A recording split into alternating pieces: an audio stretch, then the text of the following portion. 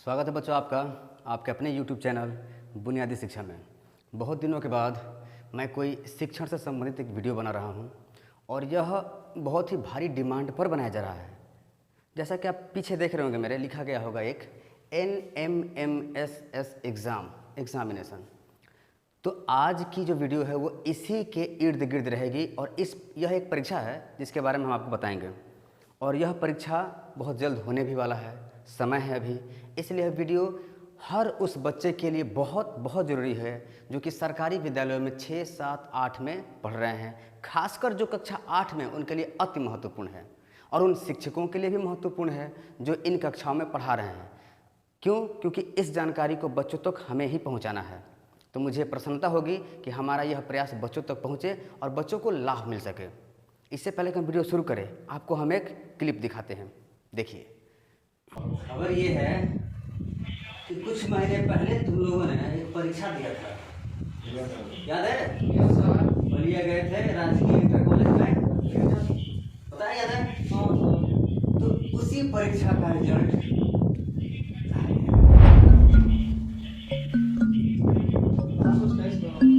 पास कर दिया।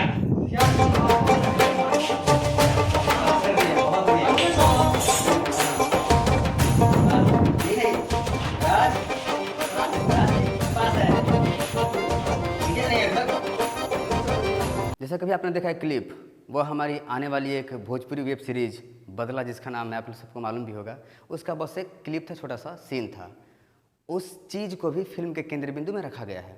अब हम आपको बताते हैं, सीधे यहाँ लाते हैं कि है क्या। देखिए बच्चों, यहाँ आप लोग देख रहे होंगे NMMSS एग्जामिनेशन, ठीक। इसे अगर पूरा नाम इसे बोला जाए तो हम लोग कह सकते हैं नेशनल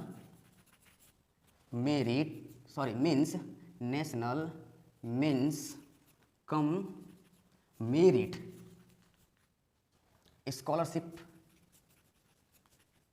स्कीम और एग्जाम से एग्जामिनेशन।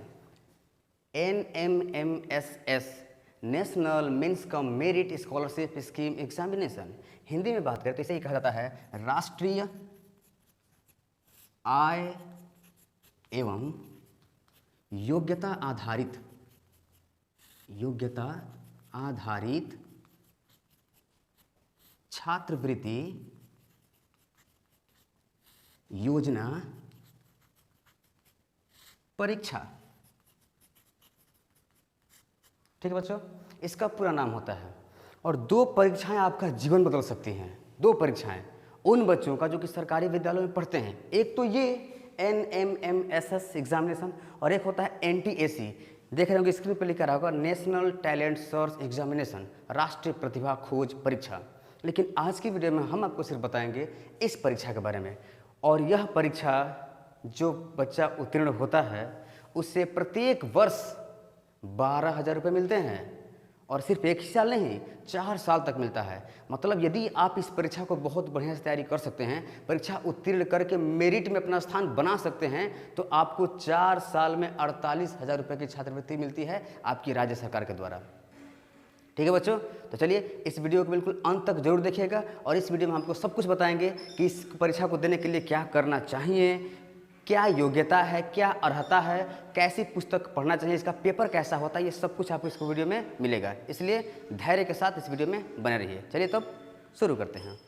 हाँ देखिए बच्चों, अब उस परीक्षा से संबंधित जो भी महत्वपूर्ण जानकारी होती है वो हम आपको अब बताने जा रहे हैं।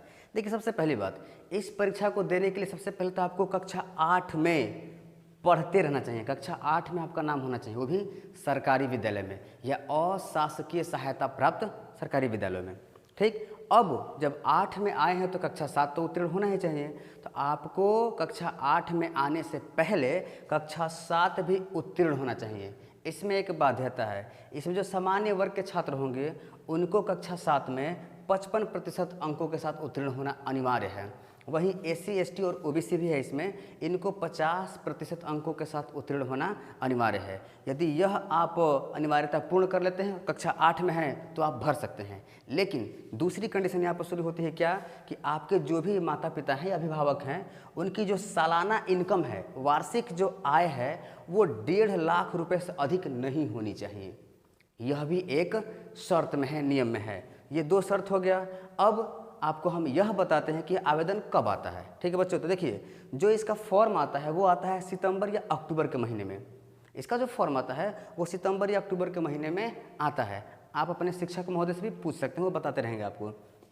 और जो इसकी परीक्षा है वो या तो नवंबर में होती है या तो दिसंबर में होती है। जैसे कि पिछली परीक्षा जो मैं बताऊं वो हुआ था 13 दिसंबर को, लेकिन उसके पहले जो परीक्षा हुआ था वो हुआ था 30 नवंबर को। तो नवंबर में भी हो जाता है और दिसंबर में भी हो जाता है। ठीक, अब इसका जो रिजल्ट होता है वो हमेशा जून में ही आता है। तो बड़ा लंबा गैप आपको लग रहा होगा कि नवंबर दिसंबर में परीक्षा हो रही है और 6 महीना इंतजार करवाया जा रहा है। थोड़ा सा मामला कॉम्प्लेक्स है, इसलिए समय लगता है। तो ये हुआ आवेदन कब आता है, परीक्षा कब होती है और परिणाम कब जारी किया जाता है। अब एक बात और देखिए बच्चों, यदि आपने मन बना लिया है कि हमें आवेदन करना है, यदि आप शिक्षक हैं, आपने मन बना लिया है कि मैं अपने विद्यालय के बच्चों को इसमें प्रतिभाग कराऊंगा, तो सबसे पहले तो आप अपने बच्चों को यह बता दीजिए, और बच्चे भी यदि इस वीडियो को देख रहे हैं तो सुन लें कि आपको आवेदन करने से पहले इन 3 डॉक्यूमेंट्स को बनाकर रेडी रहना है। आय प्रमाण पत्र, जाति प्रमाण पत्र और निवास प्रमाण पत्र, तीनों आपके ही नाम से बनेगा। ठीक है। अब एक चीज़, जिस विद्यालय में आपका नाम होगा, जो नाम है उसी नाम को आधार में संशोधित करवा लेना है। कितने बच्चों का आधार कार्ड में अलग नाम होता है और स्कूल में अलग नाम होता है, तो ऐसा नहीं करना है। आवेदन से पहले, मतलब क्या है, सितंबर अक्टूबर में आवेदन आ रहा है, इससे पहले आप जुलाई अगस्त तक ही, जैसे अभी सितंबर चल रहा है तो समय आपके पास कम है, यदि 1 हफ्ते में संशोधन वाला कार्य हो जाएगा तो आप करा सकते हैं, अन्यथा मत करिए, क्योंकि आगे मामला फंस जाता है। उत्तीर्ण होने के बाद भी आपको लाभ नहीं मिल पाता है। ठीक है। तो कहने का तात्पर्य ये है कि जो नाम आपका विद्यालय में है वही नाम आपके आधार कार्ड पे होना चाहिए और वही नाम आय जात निवास में होना चाहिए। सब कुछ सिस्टम से मैचिंग करना चाहिए। ठीक बच्चों, चलिए अब आगे बात करते हैं। हाँ देखिए बच्चों, यही वो प्रश्न पत्र है, जब आप परीक्षा कक्ष में बैठेंगे ना तो यही आपको मिलेगा। अब ये कैसा होता है मैं अभी आपको डिटेल्स में दिखाऊंगा, लेकिन यह देखने से पहले आप यह जानिए कि क्या होता है इसमें। और आगे जब आप परीक्षा उत्तीर्ण होने का प्रयास करेंगे तो इसमें आपको बाध्यता एक और पार करनी पड़ेगी। यदि आप सामान्य वर्ग के छात्र हैं, जनरल हैं, तो आपको परीक्षा में 40% अंक प्राप्त करना पड़ेगा पास होने के लिए। अभी जो प्रश्न पत्र होता है उसका प्रारूप क्या होता है उसके बारे में बताऊंगा, लेकिन आप दिमाग में रखिए 40% पास होना, 40% चाहिए पास होने के लिए जनरल के स्टूडेंट को, जबकि SC ST OBC को 32% अंकों के साथ उत्तीर्ण होना आवश्यक बनाता है, अनिवार्य है। ये 32% अंक लाना अनिवार्य होता है। ठीक। अब एक चीज़ और कि यदि आप परीक्षा पास हो गए, अब जब आप छात्रवृत्ति का लाभ लेना चाहेंगे तो सबसे पहले आपको कक्षा 9 में ऐसे विद्यालय में प्रवेश लेना है जिस विद्यालय का पहले से ही पंजीकरण हो, रजिस्ट्रेशन हो। इस बारे में आपके शिक्षक महोदय बता देंगे। यदि आप परीक्षा पास कर गए, जैसे मैंने बताया कि जनरल वाले 40% अंक पाकर और SC ST वाले 32% अंक प्राप्त कर पास हो गए, तो जो रिजल्ट आता है जून में, जो पहली सूची आती है उसमें उन छात्रों का नाम होता है जिन्होंने पास किया है, या उन छात्रों का भी नाम होता है जिन्होंने पास नहीं किया है। सबका नाम होगा, लेकिन नाम के आगे लिखा रहेगा पास और किसी के नाम के आगे लिखा रहेगा फेल। इसका मतलब जिसके नाम के आगे लिखा गया है फेल, उसकी गाड़ी वहीं पर रुक जाती है, लेकिन जिसके आगे लिखा है पास उसकी गाड़ी आगे बढ़ती है। उसके बाद एक और सूची जारी होती है जिसे मेरिट सूची कहा जाता है। अब उसमें कास्ट वाइज मेरिट बनता है और उस मेरिट में जिस बच्चे का नाम आता है वही माना जाता है कि छात्रवृत्ति पाने की योग्यता को प्राप्त कर चुका है। उसके बाद उसका एक सर्टिफिकेट आता है जिसे बधाई पत्र कहा जाता है। वो एक तरह का प्रमाण पत्र होता है, उस पर आपके नाम के साथ लिखा रहेगा आप इस विद्यालय के हैं, और वो बधाई पत्र मिलता है। और वही बधाई पत्र तब लगाना पड़ता है जब आप छात्रवृत्ति प्राप्त करने के लिए अप्लाई कर रहे हैं। ठीक है। और अब जब पूरा प्रोसेस ये हो गया, आपने परीक्षा पास भी कर लिया, मेरिट सूची में स्थान बन गया, तब अब ऑनलाइन करना पड़ता है छात्रवृत्ति के लिए। और 4 साल आप छात्रवृत्ति पाने वाले हैं तो 4 साल आपको अप्लाई करना पड़ेगा, प्रत्येक वर्ष अप्लाई करना पड़ता है। ठीक है। अब सुनिए, तो जब आप अप्लाई करेंगे तो उस समय आपको ये आय जात निवास तो लगेगा ही लगेगा। कक्षा 9 में जिस विद्यालय में आप प्रवेश लिए हैं वहाँ के रसीद की भी फोटोकॉपी लगती है, वहाँ के परिचय पत्र की फ़ोटोकॉपी लगती है। उसके साथ साथ आप जो कक्षा 8 पास करके गए हैं तो इसका अंक पत्र का भी छाया प्रति यानी कि फ़ोटोकॉपी लगता है। ऐसे बहुत सारे डॉक्यूमेंट्स लगते हैं, लेकिन इसमें सबसे महत्वपूर्ण ये हो जाता है कि जब आपका बधाई पत्र आता है तो उसी टाइम या फिर आप इस बात से पूर्णतः आश्वस्त हो गए हैं कि मेरा सब जगह नाम सेम है, तो आप परीक्षा पास का जब रिजल्ट है तो तुरंत आप पैन कार्ड के लिए अप्लाई कर दें, क्योंकि बिना पैन कार्ड का खाता नहीं खुलेगा, और जब खाता नहीं खुलेगा तो आपको वो लाभ नहीं मिल पाएगा जिस लाभ के लिए आपने यह परीक्षा दिया था। तो जैसे ही बधाई पत्र आपको मिल रहा है, आप तुरंत पैन कार्ड के लिए अप्लाई कीजिए, और पैन कार्ड के बाद आपका खाता खुल जाएगा, और खाता खुलने के बाद आपको पासबुक मिल जाएगा। तो जितने सारे डॉक्यूमेंट्स हो गए, सारे डॉक्यूमेंट्स उस टाइम लगते हैं जब आप ऑनलाइन आवेदन करेंगे। और आवेदन दो तरह का होता है, ऑनलाइन भी होगा और ऑफलाइन भी होगा। आपका ऑनलाइन होगा तो ऑफलाइन भी होगा, और वो फॉर्म आपका वहाँ पर रख लिया जाएगा। तो इनमें बहुत ही सावधानी बरतनी पड़ती है, और प्रत्येक वर्ष अब आपको कुछ करना है नहीं, प्रत्येक वर्ष आप ऑनलाइन कराते रहें और अपनी छात्रवृत्ति का लाभ उठाते रहें। और याद रहे, जब आप हाई स्कूल में जाएं तो NTA जो मैंने शुरू में बताया था, राष्ट्रीय प्रतिभा खोज, इस परीक्षा को देना ना भूलें, क्योंकि यह वीडियो बहुत लंबी हो जाएगी, इसलिए हम आज उस परीक्षा के बारे में नहीं बताएंगे। हम आज सिर्फ इस परीक्षा के बारे में बता रहे हैं, राष्ट्रीय आय एवं योग्यता आधारित छात्रवृत्ति योजना परीक्षा। अब इतना सुनने के बाद आपका मन कौतूहलों से भर गया होगा कि इतने सारे इसमें मतलब लाभ हैं, लेकिन मुझे आप कह रहे हो कि आपने ये तो बताया नहीं कि परीक्षा होती कैसी है, परीक्षा किस टाइप का होता है, तो मैं आपको यही बताने वाला हूँ। चलिए बच्चों, मैं आपको दिखा रहा हूँ। जैसा कि मैं कह रहा था कि यही वो प्रश्न पत्र, देखिए ऐसा पेपर आएगा, और जितने आपके शिक्षक होंगे या जो आपके घर में बड़े होंगे, वो भी कभी जब परीक्षा दिए होंगे ना, SSC का, बैंक का, रेलवे का, IAS, PCS जो भी दिए होंगे, ऐसा ही पेपर मिलता है। तो एक तो लाभ है कि आप 48,000 रुपये की छात्रवृत्ति का लाभ उठा रहे हैं, उससे भी बड़ा लाभ ये है कि आप जब उस अवस्था में आएंगे, जिस अवस्था में बड़ी बड़ी परीक्षाएं देने की उम्र हो जाएगी, उस समय आपका ये अनुभव बहुत ही काम आता है। तो यही आपका वो प्रश्न पत्र है, यह पिछले साल का ही पेपर है। ठीक है बच्चों, अब मैं इसमें बता रहा हूँ कि पेपर कितने टाइप्स होते हैं, कितने प्रश्न आते हैं, कैसे कैसे क्या करना होता है, ये सब कुछ आपको वीडियो में पता चलेगी। तो बने वीडियो के साथ हम बताते हैं आपको इस परीक्षा के प्रश्नों के बारे में। हाँ देखिए बच्चों, तो अभी तक आप सबने नियम एवं शर्तों को जाना, अब मैं चल रहा हूँ आपको परीक्षा के बारे में बताने। देखिए, जो आपकी परीक्षा होगी बच्चों, राष्ट्रीय आय एवं योग्यता आधारित जो परीक्षा होगी, इसके दो भाग होते हैं। कितने भाग? दो भाग होते हैं। ठीक, देखिए एक भाग जो होता है इसे कहा जाता है मैट, MAT मैट, और दूसरा जो भाग होता है उसे कहा जाता है सैट। ठीक, मैट का मतलब होता है मेंटल एबिलिटी टेस्ट। ठीक है, मेंटल एबिलिटी टेस्ट, जबकि सैट का मतलब होता है स्कॉलेस्टिक एप्टीट्यूड टेस्ट। ठीक है, अब देखिए ये जो मैट है, पहले इसका मैट हो रहा था नाम, लेकिन अब आप पेपर में देखेंगे तो इसका नाम आ रहा है GMAT लिखकर, ऐसे नहीं लिख के आ रहा है, अब आ रहा है इसका नाम GMAT। तो G का मतलब हो जाएगा जनरल, ठीक है, और जनरल का मतलब हो जाएगा सामान्य, यानी कि सामान्य मानसिक योग्यता परीक्षा। क्या हो जाएगा? सामान्य मानसिक योग्यता परीक्षा। ठीक है बच्चों, इसे सिंपल भाषा में आपके गुरुजी आपको बता सकते हैं कि इसे ही रीजनिंग कहा जाता है। जैसे दिशा का, रक्त का, कितने त्रिभुज, कितने चतुर्भुज, ये सब जो जितनी पढ़ाई होती है वो सब इसी के अंतर्गत आता है। और इसमें आपके 90 प्रश्न आएंगे। ठीक है, 90 प्रश्न आएंगे, और प्रत्येक प्रश्न के लिए 1 अंक निर्धारित होता है। तो जब 90 प्रश्न आएंगे तो जाहिर सी बात है कि अंक कितने हुए? 90 अंक ही हुए। तो 90 अंक का आपका हो जाता है मैट, आप GMAT भी कह सकते हैं। अब बात करते हैं स्कॉलेस्टिक एप्टीट्यूड टेस्ट। इसका मतलब होता है शैक्षिक अभिरुचि परीक्षा। शैक्षिक अभिरुचि परीक्षा।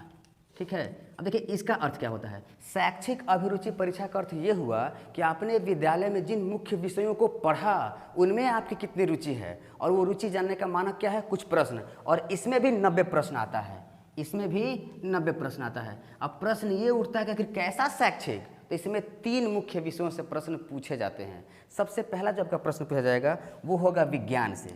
ठीक है, देखिए बच्चों, जो पहला मुख्य विषय होगा वो होगा विज्ञान, दूसरा जो मुख्य विषय होगा वो होगा सामाजिक विज्ञान। ठीक है, सामाजिक विज्ञान, और तीसरा जो मुख्य विषय होगा वो होगा गणित।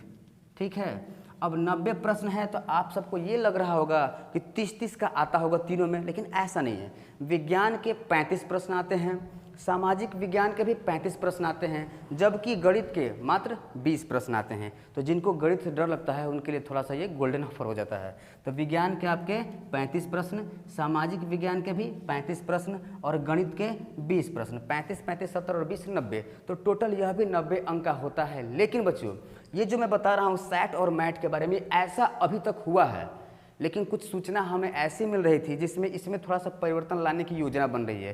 परिवर्तन कैसा होगा वो मैं आपको बता दे रहा हूँ। इसमें इंग्लिश यानी कि अंग्रेजी को डालने की योजना बन रही है। यदि इंग्लिश इसमें पढ़ती है तो जाहिर सी बात है कि प्रश्नों की संख्या भी गड़बड़ होगी। ठीक है, तो यदि इसके बारे में कोई भी मुझे अपडेट मिलेगा तो उसकी जानकारी आपको इसी चैनल पर मिल जाएगी।